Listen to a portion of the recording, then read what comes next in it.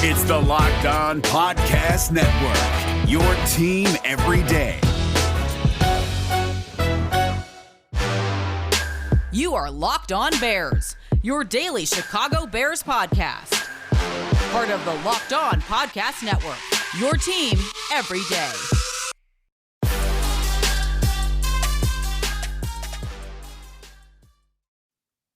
The first full weekend of Chicago Bears training camp practices are in the books.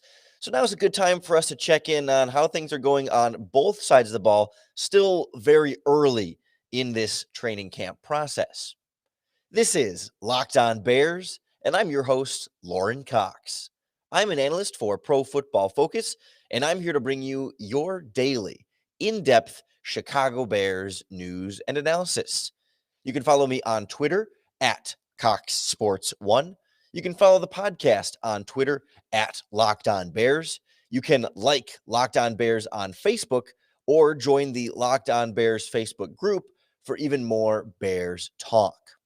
On the show today, an early training camp check-in.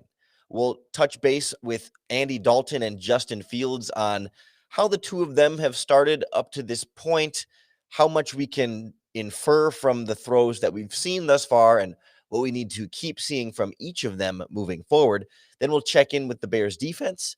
New defensive coordinator Sean Desai, his first training camp, his first real team gathered practice. He is getting everybody kind of on the same page at Halas Hall. We'll try and figure out how they're rekindling some of their energy, including a new turnover bucket.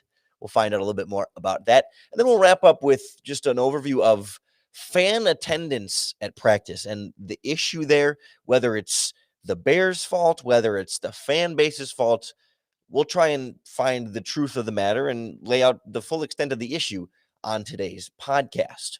But let's start with Justin Fields and Andy Dalton, because those are the two players we all want to hear absolutely the most about. And at this point, we've had, I think 4 open practices for public consumption.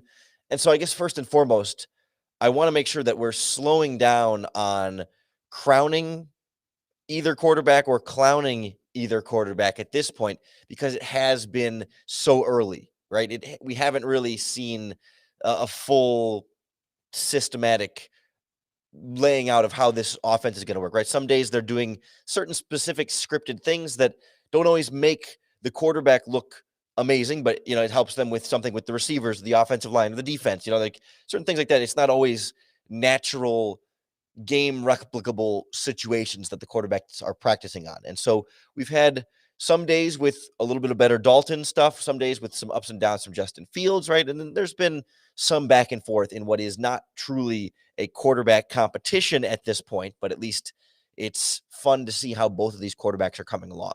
And by all accounts, Andy Dalton is the more polished, right? The more professional, the more just smooth in terms of getting guys lined up, getting the play calls in. Even, when they get into some 2-minute offense, some no huddle, hurry up stuff, Andy Dalton is calling his own plays in those situations, whereas Justin Fields, not quite there yet. Dalton has everything kind of moving a little bit more smoothly. Fields, understandably, predictably, as expected, still a rookie, still getting used to how training camp practices work, how the NFL speed is at some of those practices. But also Justin Fields showing more talent, right? There's a difference between talent and production, but the arm strength, right? He has more zip on the passes. He can really fire it all over the field. More mobile, escaping the pocket a little bit more with his legs, showing things off on rollouts and even scrambles and things like that, those physical type tools that Andy Dalton just doesn't quite have. And still, I think we can talk about Dalton being the more consistent one at this point. Maybe Fields a little bit more exciting, but for me, we've heard both of them hitting the throws in about the same, types, right? They both hit some nice deep balls. They both missed some nice deep balls. They've both been really aiming a lot over the middle of the field, and particularly it seems like they're getting the tight ends involved regularly. Fields and the backup Jesse James getting some good connection going, and then we've seen Komet and Jimmy Graham catch some Andy Dalton balls over the middle of the field. Javon Wims and others kind of working that area first and foremost. And so I wonder, is that getting the tight ends specifically more involved intentionally? Or is that just where the check downs might be on a certain play? Is all right, if receiver here's not open and receiver there's not open, then dump it off to your tight end in the middle of the field, as opposed to flipping it to your running back out of the backfield, right? Those are the answers we won't have, but it's just an early trend to keep an eye on here. Important to note that the Bears have not practiced with pads on up to this stage. So not exactly, again, fully repeatable situations that we can start to apply to the regular season. But from all accounts, I've heard that the offense out there has looked a little bit more like the end of last year offense in terms of scheme, more rollouts, more moving pockets, more pre-snap motion, what the Bears were successful with at the end of last season, as opposed to some of the earlier iterations of Matt Nagy's offense in Chicago and stuff at the beginning of last season. It sounds like they've learned some real lessons from the success and failures that they had last year and in years before. But for me, I think the big takeaway is that Andy Dalton, exactly as advertised, not perfect, not a game-changing dynamic playmaker at quarterback, but gets the troops going and hits the throws that it needs to hit and misses some here and there. And there's always going to be some inconsistency, but that's the Andy Dalton we were expecting. And so for me, then we're just waiting for eventually to build up to the Justin Fields we were advertised, or what he has been advertised to be, because he's sort of in that expected rookie learning curve, ramping up, getting used to everything, getting used to the offense, getting used to his teammates. And Dalton can still get better too, as he gets more on the same page with Allen Robinson and Darnell Mooney and learns the different nuances of working with them. Obviously, having both of your starting offensive tackles out has made things a little bit difficult for this Bears offense too. So I'm not big on, is the offense winning? Is the defense winning? And is that a sign of problems to come in the regular season? Again, the pads haven't even come on, but I think we're sort of getting the sense of like, at least the two quarterbacks are right where they're supposed to be, right where they need to be at this point. And anything more would have been wildly exceeding expectations and definitely not fair to expect at such a rapid pace from either of these two guys. But we also need to see this Bears defense get back to the level that it has been advertised at before. We'll check in on what feels like a return of a certain kind of energy with this Bears defense next on Locked On Bears.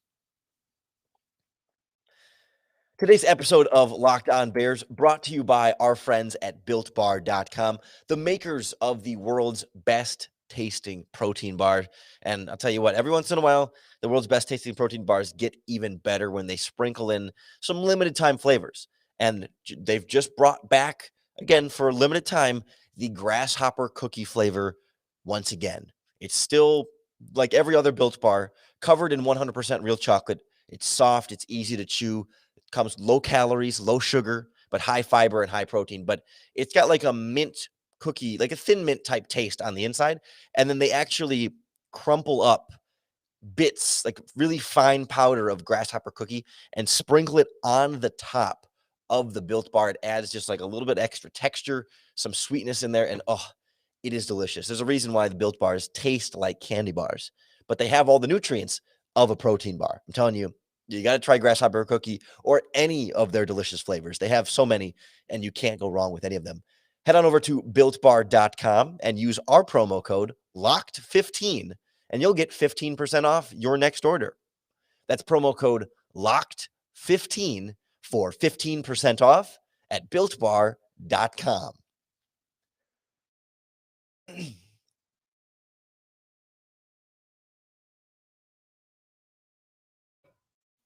We know new Chicago Bears defensive coordinator Sean Desai is here in part to bring back some of the Vic Fangio scheme to this Bears defense.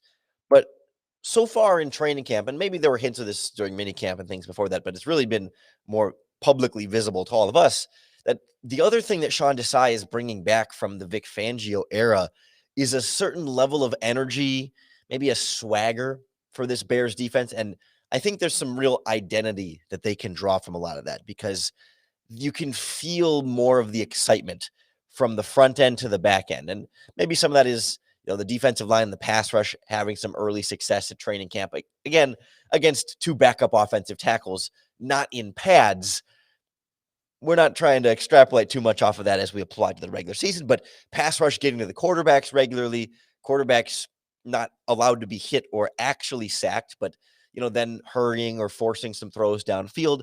There have been some turnovers, some takeaways, some different things like that, but you're seeing it. The defensive linemen are jacked up, the outside linebackers, the inside linebackers, cornerbacks, all the way back to the safeties. When somebody makes a play, the whole defense is there. They're involved. Players are flying around, and everyone just, at least on that side of the ball especially, seems just wired up or amped up just a little bit more. And some of it has been really emphasized, I think, by this Bears coaching staff.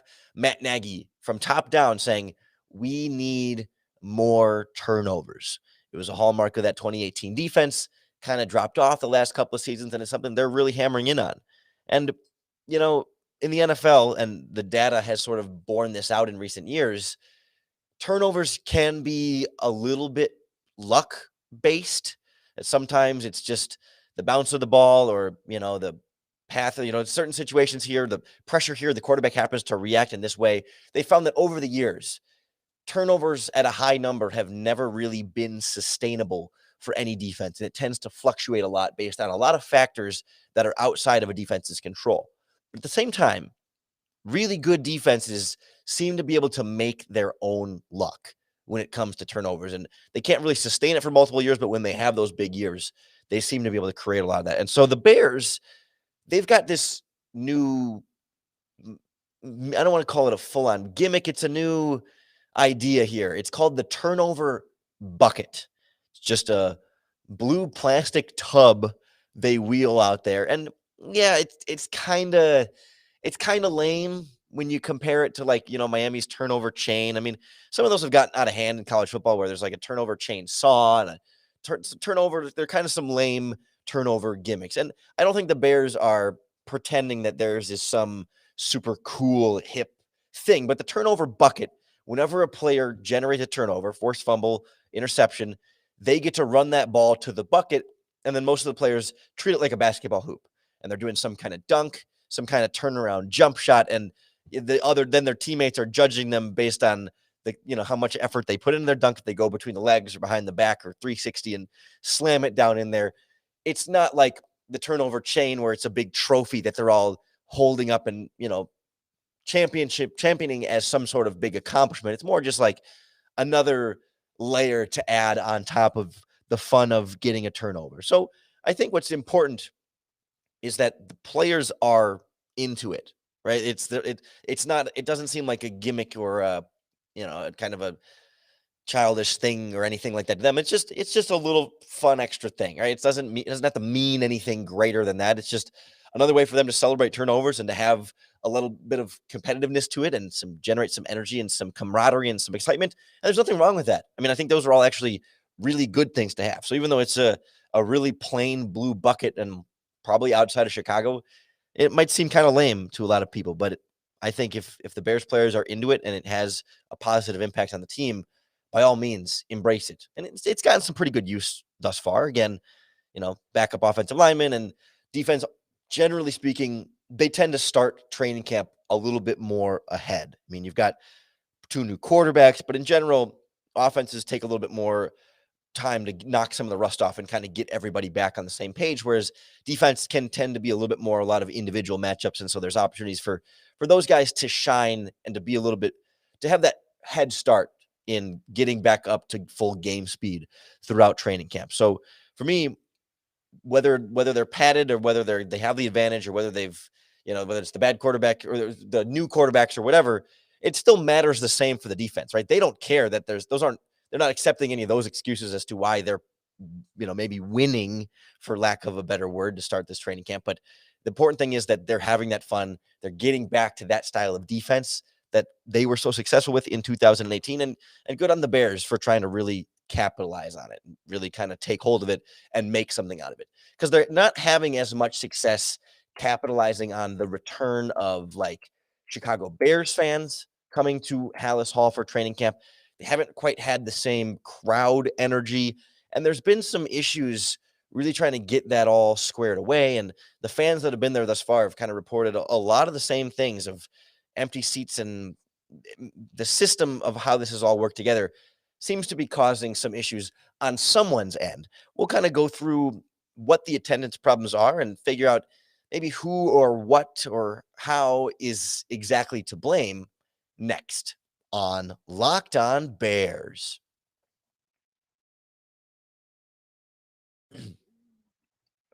This episode of Locked On Bears brought to you by our friends at BetOnline.ag, the fastest and easiest way to bet on all your favorite sports.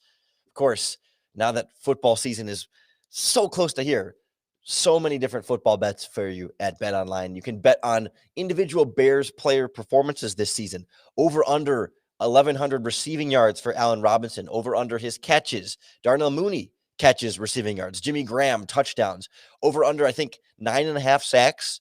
Khalil Mack is the number they have at betonline.ag, plus offensive rookie of the year, coach of the year, the Bears win total, playoff appearances, division finishing first, second, third, fourth, and so much more. All the other sports as well, basketball, soccer, hockey, baseball, tennis, you name it, they've got it at betonline.ag.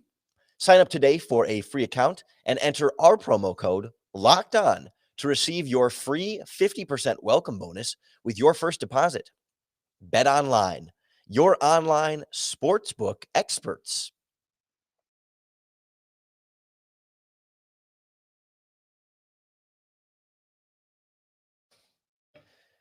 With training camp closed off last season, like everything else at this time 12 months ago, everyone was really excited to get back to it this year, that fans would be back at these practices and fans would get to see the Halas Hall practice fields really for the first time in an open setting like this.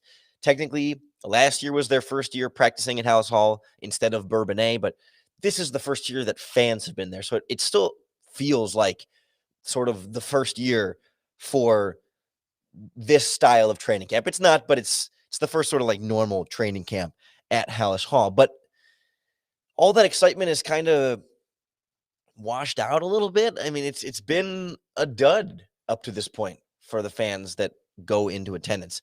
And certainly there are coronavirus limitations here. You know, they can't pack 100,000 people, or, you know, they can't pack a Soldier Field worth of fans all tightened together at Halas Hall. They're trying to keep the players safe and trying to keep the coaches safe, and, you know, all those people. Yes, it's outside.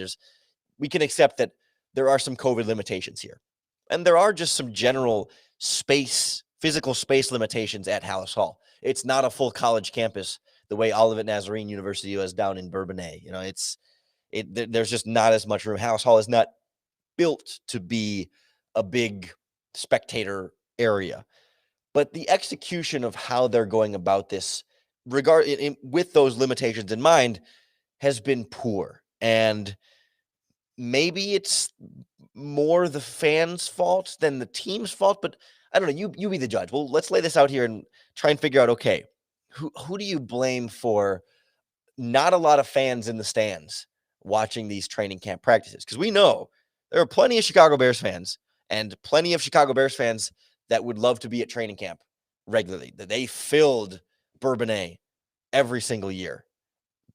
This year, given the limitations, they said, all right, we're going to allow like 1,000 fans a day. Okay, fine. We'll play by those rules. So they had a drawing last month, and you had to like go onto their website and say, okay, here's the dates of training camp I would like. You were allowed to request up to 4 tickets per date that you wanted to go to, and then you would be entered in a drawing for each of those dates, and they draw, you know, 1,000 tickets worth of each date. And then when the drawing happened, it was like, you know, 2 weeks ago, or at the end of July, the drawing was officially done to kind of open things up. Say, all right, here you go. Here's the dates you won for your tickets. And then Bears fans could say, okay, I know what dates I need to be there, and these were the dates I requested. These are the dates I won, and I can go and be in the stands for the days that I wanted. Now, training camp starts, and, you know, it's a couple of weekdays. You know, it's a Wednesday, a Thursday, and it's like a morning. You know, a lot of people have to work or whatever. So, I mean, it's understandable if attendance is a little light the first couple of days. There's no pads yet, and sure, it's a Thursday, sure, but less than half of the full capacity, and we get into the Friday, Saturday practices, and still the reports I've heard are a couple hundred fans in the stands. I mean, 1,000 would have felt small, and that was the limitation they put. And okay, that was still going to feel a little bit small, but when you can't even get to that number, all of a sudden there's a problem here. A couple hundred fans, empty spaces in the stands and the bleachers, plenty of empty space around the practices. And it's just, compared that to Bourbonnais. If you've ever been to Bears training camp practice down there, it is always packed.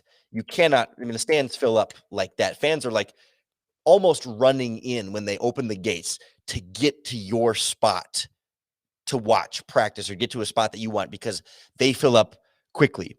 The fans line every outside angle of the field. Completely surrounded. There's a big hill there that fans sit on, in addition to filling all the stands, and a lot of lawn chairs. And it's a whole experience to be a part of, or it was, I should say, a whole experience to be a part of Bears training camp.